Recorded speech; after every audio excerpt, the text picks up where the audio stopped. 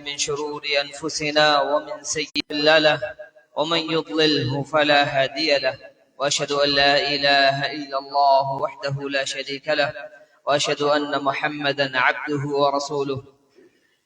يا أيها الذين آمنوا اتقوا الله حق تقاته ولا تموتن إلا وأنتم مسلمون.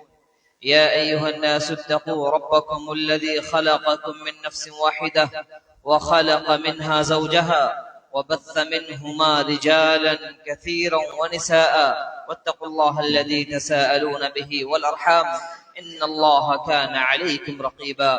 يا أيها الذين آمنوا اتقوا الله وقولوا قولا سديدا يصلح لكم أعمالكم ويغفر لكم ذنوبكم ومن يطع الله ورسوله فقد فاز فوزا عظيما.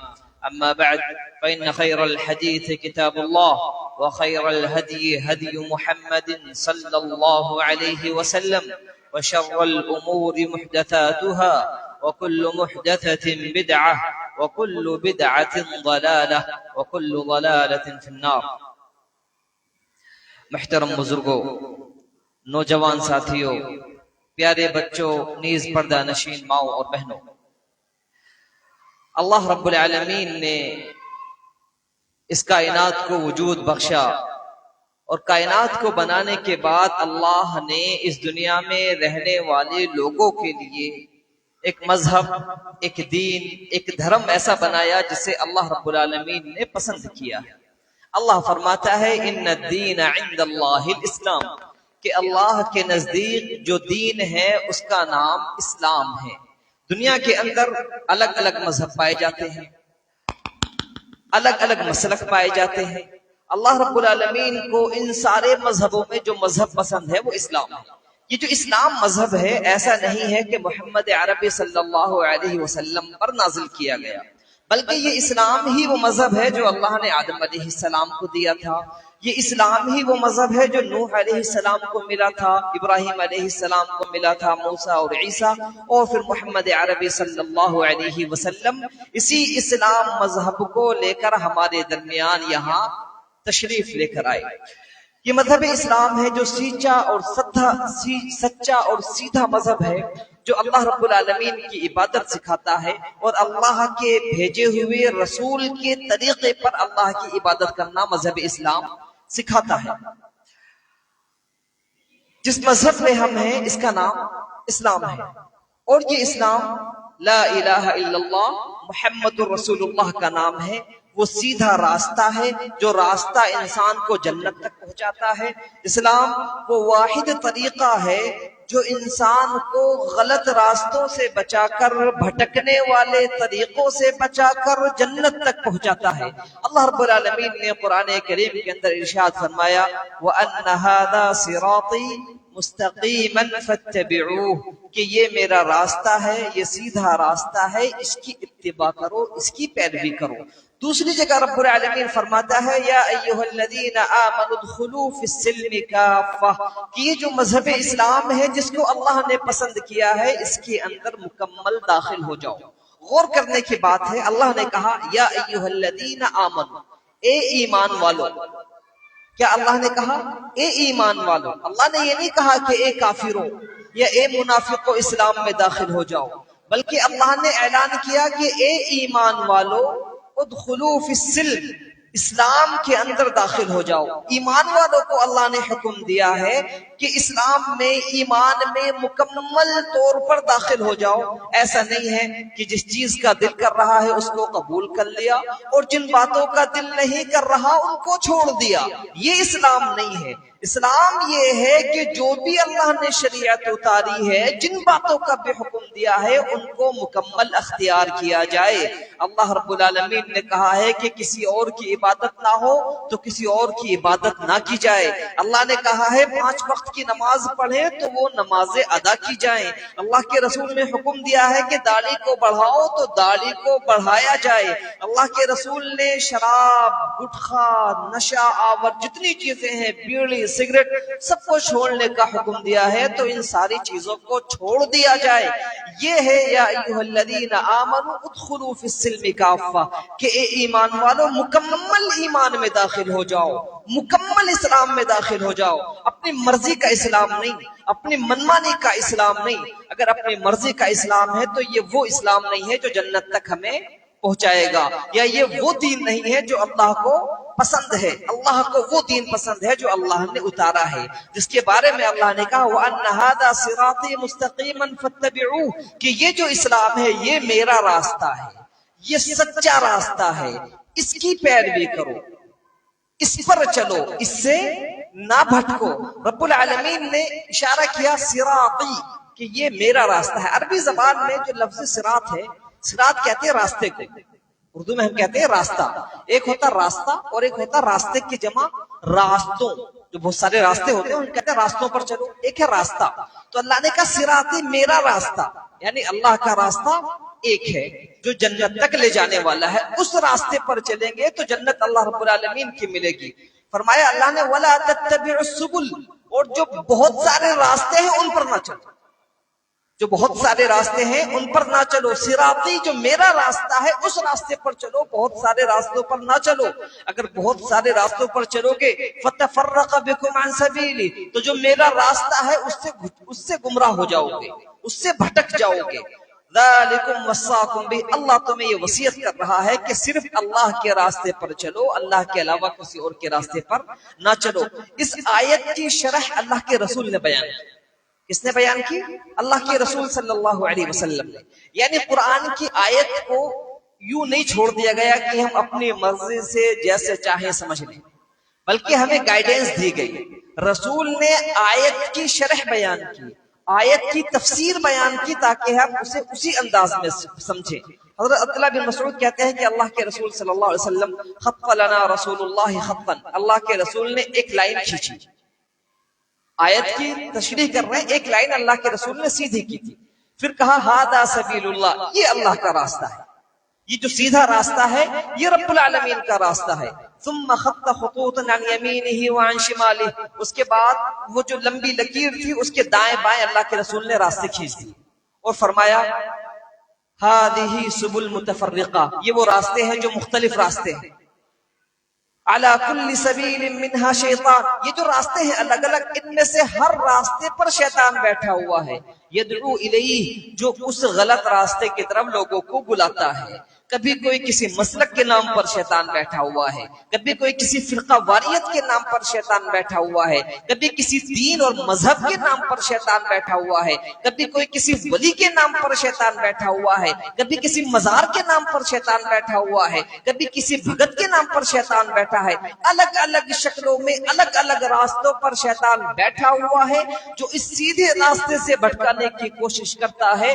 وہ سیدھا راستہ جو جنت تک لے جاتا ہے، جن جنتیوں کے بارے میں رب العالمین فرماتا ہے وَمَنْ زُحْزِحَ عَنِ النَّارِ وَأُدْخِلَ الْجَنَّةَ فَقَدْ فَازَ، کہ اگر انسان جہنم سے بچ جائے اور جنت میں چلا جائے تو کامیاب ہو گیا۔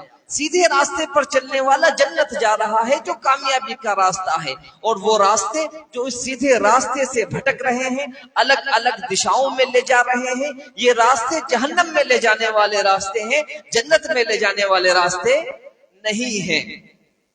رسول اللہ صلی اللہ علیہ وسلم فرماتے ہیں کہ ترکتکم علی البیضاء، کہ میں دنیا سے جا رہا ہوں، اور جس وقت میں دنیا سے جا رہا ہوں میں نے جس راستے پر تمہیں چھوڑا ہے، جس دین پر تمہیں چھوڑا ہے، وہ اتنا روشن ہے کہ یہاں رات کا کوئی وجود نہیں ہے، یہاں رات اور دن سب برابر ہے۔ اتنا روشن ہے یہ راستہ جو جنت تک لے جانے والا راستہ ہے کہ اس سے کوئی نہیں بھٹک سکتا، سوائے اس کے کہ جو بھٹکنا چاہے، جو خود اس راستے کو چھوڑ کر دوسرے راستوں پر پڑنا چاہے وہ تو بھٹک جائے گا، لیکن جو اس راستے پر رہنا چاہتا ہے وہ کبھی یہاں سے بھٹک نہیں سکتا۔ آج ہم مسلمانوں کے حالات دیکھتے ہیں کہ مسلمان اس سیدھے راستے سے بھٹکے ہوئے ہیں، اچھے خاصی تعداد ہے مسلمانوں کی جو اس راستے سے بھٹکے ہوئے ہیں جو جنت کی طرف جاتا ہے۔ اسی لیے اللہ کے رسول نے فرمایا تھا کہ یہ امت فرقوں میں بٹے گی۔ فرمایا تھا آپ نے کہ افترقت اليهود على 71 فرقة وافترقت النصارى على 72 فرقة وإن هذه الأمة ستفترق على 73 فرقة كلها في النار، کہ یہود جو تھے وہ 71 فرقوں میں بٹ گئے تھے اور اس کے بعد عیسائی آئے، عیسائی ان سے بھی زیادہ فرقوں میں بڑھ گئے، 72 فرقوں میں بڑھ گئے، اور اب یہ اللہ کے رسول صلی اللہ علیہ وسلم کی امت ہے، یہ 73 فرقوں میں بڑھ جائے گی۔ اتنا فرمانے کے بعد آپ کہتے ہیں کلھا فی النار، کہ جتنے فرقے ہوں گے، جتنی ٹولیاں ہوں گی، جتنی جماعتیں ہوں گی، جتنے مسلک ہوں گے، یہ سب کے سب جہنمی ہیں۔ یہ اللہ کے رسول صلی اللہ علیہ وسلم کا فرمان ہے، کلھا فی النار، سارے کے سارے جہنمی ہیں، الا واحدہ، سوائے ایک کے، ایک مسلک کے، ایک جماعت کے، وہ جماعت جنتی ہے۔ اب صحابہ کرام نے سوال اللہ کے رسول سے کیا، سوال دیکھیں، صحابہ نے یہ نہیں پوچھا کہ وہ جہنم میں جانے والے فرقے کون سے ہیں، وہ کیا کیا کام کرتے ہیں، نہیں، انہیں فکر تھی جنت کی، اسی لیے انہوں نے سوال کیا کہ اللہ کے رسول یہ جو فرقہ جو جنت میں جائے گا، یہ جو جہنم سے بچ جائے گا، یہ کون ہوں گے؟ آپ علیہ الصلوۃ والسلام فرماتے ہیں الجماعہ، یہ وہ فرقہ ہوگا جو جماعت کے ساتھ ہوگا۔ دوسری حدیث میں اللہ کے رسول فرماتے ہیں من کان علی مثل ما انا علیہ واصحابی، کہ جو میرے اور میرے صحابہ کے راستے پر ہوگا وہ جنتی ہوگا۔ غور کرنے کی چیز ہے، اللہ کے رسول صلی اللہ علیہ وسلم نے حدیث میں یہ نہیں کہا کہ جو میرے راستے پر ہے وہ جنتی ہے، اتنا کہنے کے بعد آپ نے اور کہا جو میرے اور میرے صحابہ، اپنے ساتھ آپ نے صحابہ کا بھی ذکر کیا کہ میرے راستے پر اور میرے صحابہ کے راستے پر ہوگا وہ جنتی ہے۔ یہ بات سمجھ میں آتی ہے کہ اللہ کے رسول صلی اللہ علیہ وسلم نے جو قرآن ہم تک پہنچایا، جو احادیث اللہ کے رسول صلی اللہ علیہ وسلم کی ہم تک آئیں، ان آیتوں پر، ان حدیثوں پر عمل کیسے کرنا ہے، یہ ہمیں کس نے کر کے دکھایا؟ صحابہ کرام نے کر کے دکھایا کہ قرآن کی کس آیت کو کس طریقے سے سمجھنا ہے، اللہ کے رسول صلی اللہ علیہ وسلم کی احادیث کو کیسے سمجھ کر ان پر عمل کرنا ہے، یہ کام صحابہ نے کر کے دکھایا۔ اسی لیے اللہ کے رسول فرماتے ہیں کہ جو میرے صحابہ کے راستے پر ہوگا وہ جنتی ہے، اور جو صحابہ کے راستے سے بھٹک جائے گا وہ جنتی نہیں ہوگا۔ یہاں سے سمجھ میں آتا ہے کہ ہمارے جو اسلاف گزر چکے، اسلاف کہتے ہیں گزرے ہوئے لوگوں کو، ہمارے باپ دادا بھی اسلاف ہیں، ہمارے پردادا بھی اسلاف ہیں، جو بھی لوگ گزر چکے انہیں اسلاف کہتے ہیں عربی میں، اور اردو میں ہم کہتے ہیں گزرے ہوئے لوگ، بزرگ لوگ۔ جب شریعت میں سلف بولا جاتا ہے کہ ہمارے اسلاف، تو ان سے مراد رسول اللہ صلی اللہ علیہ وسلم کے ساتھ زندگی گزارنے والے صحابہ، اور صحابہ کے ساتھ زندگی گزارنے والے تابعین، اور تابعین کے ساتھ زندگی گزارنے والے تبع تابعین، اور پھر ان کے نقش قدم پر چلنے والے لوگ مراد ہوتے ہیں۔ کیونکہ رسول اللہ صلی اللہ علیہ وسلم نے ان تین لوگوں کی فضیلت بیان کی ہے۔ کن تین لوگوں کی؟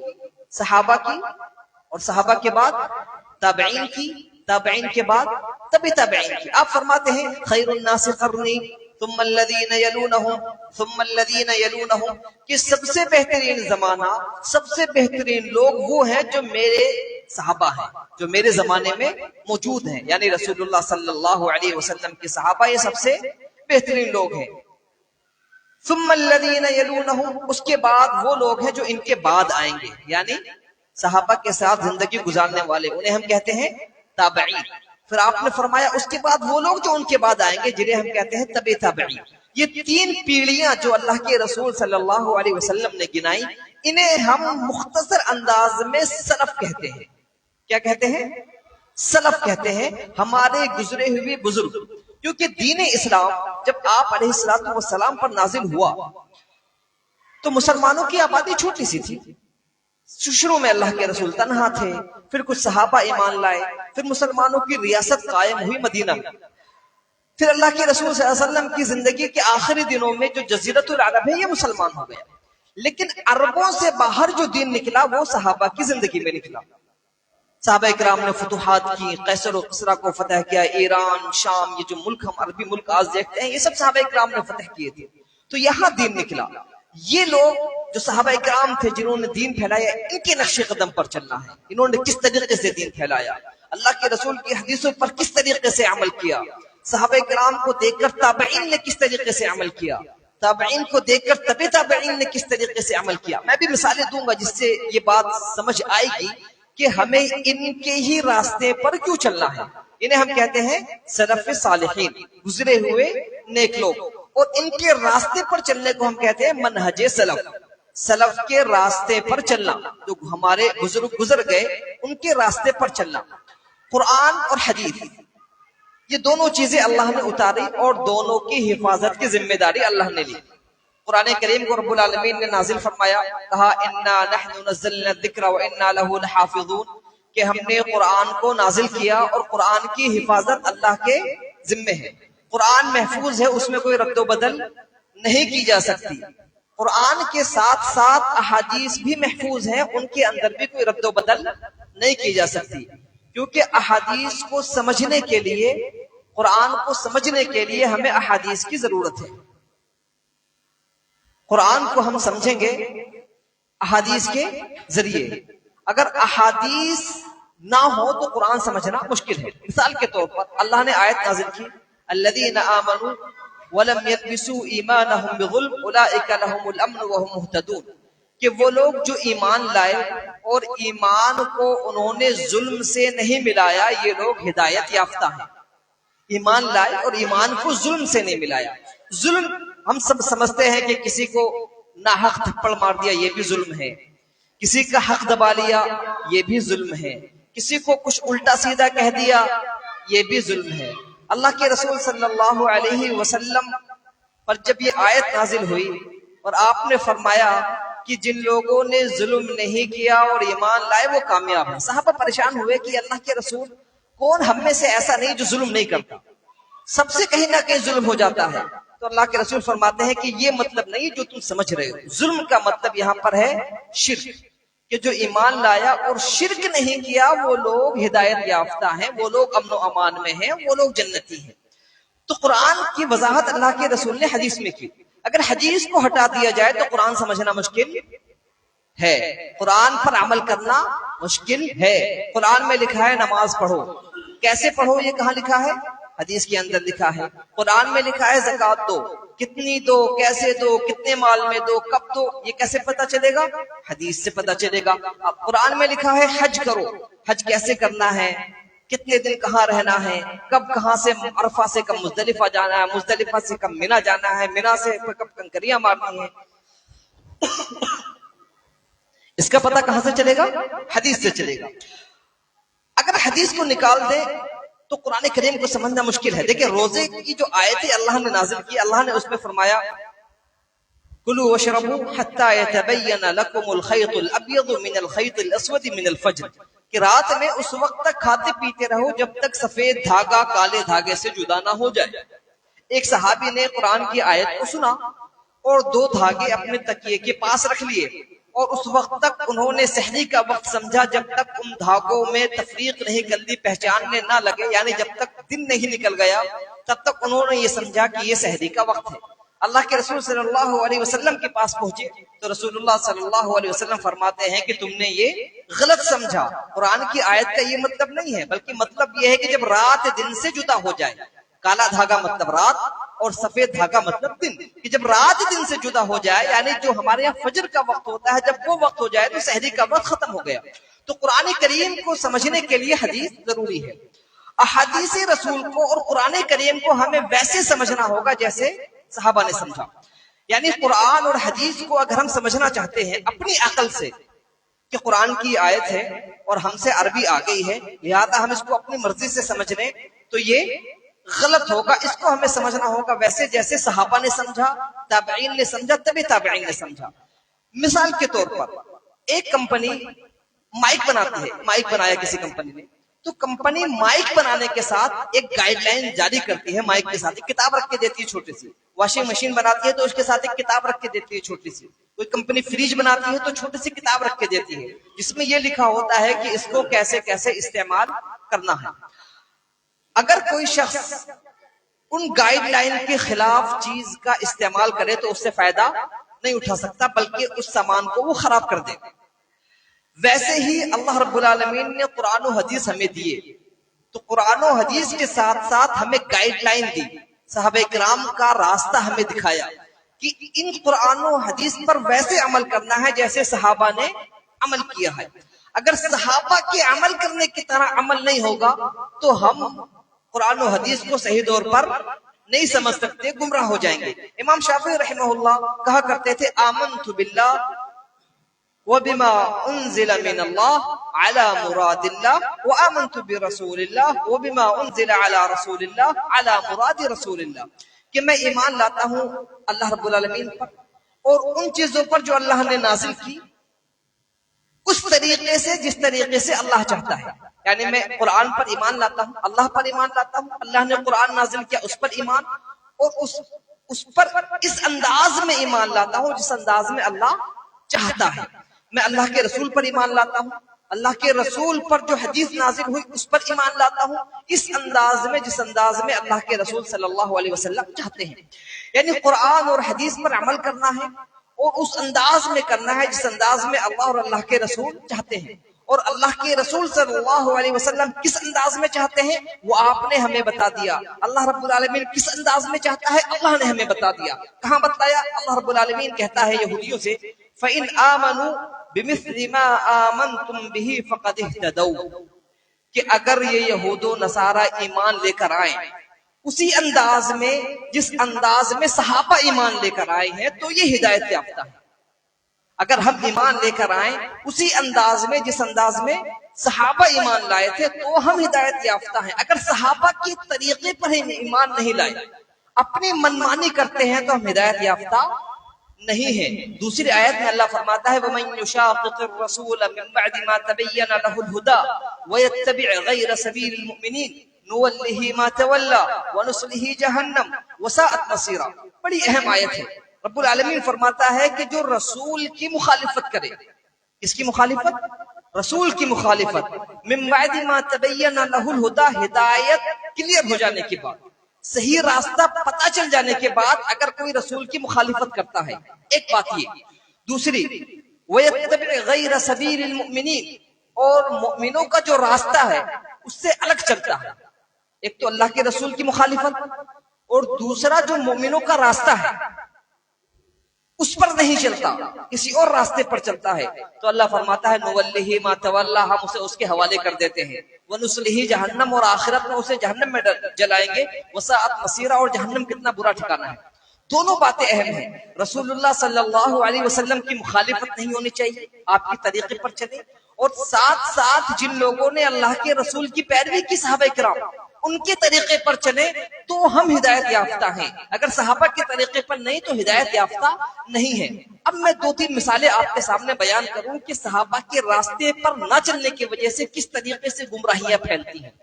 مثال کے طور پر اللہ رب العالمین نے قرآن میں آیت نازل کی وَلَوْ أَنَّهُمْ إِذْ ظَلَمُوا أَنفُسَهُمْ جَاءُوكَ فَاسْتَغْفَرُوا اللَّهَ وَاسْتَغْفَرَ لَهُمُ الرَّسُولُ لَوَجَدُوا اللَّهَ تَوَّابًا رَحِيمًا، کہ یہ لوگ اگر اپنے اوپر ظلم کر گزریں، اگر اپنے اوپر ظلم کر گزریں، وَلَوْ أَنَّهُمْ إِذْ ظَلَمُوا أَنفُسَهُمْ جَاءُوكَ، ظلم کرنے کے بعد آپ کے پاس آئیں، کس کے پاس؟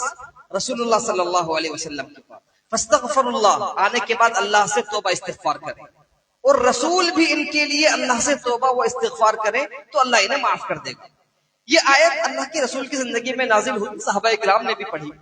آج کل جس زمانے میں ہم رہتے ہیں، یہاں آپ جائیں گے مدینہ منورہ تو مسلمانوں کی ایک بہت بڑی جماعت آپ کو ملے گی جو قبر رسول صلی اللہ علیہ وسلم کی زیارت کے لیے جاتی ہے، اور اس آیت کو دلیل بنا کر اس جگہ جا کر اللہ کے رسول سے توبہ اور استغفار کی درخواست کرتی ہے، اور یہ دلیل دیتی ہے کہ ہم یہاں آ کر توبہ کریں گے تو ہماری توبہ جلدی قبول ہوگی، اور یہاں آ کر اللہ کے رسول سے کہیں گے تو اللہ کے رسول بھی ہمارے لیے توبہ کریں گے اور ہمارے گناہ جلدی معاف ہو جائیں گے، ہماری بگڑی بن جائے گی۔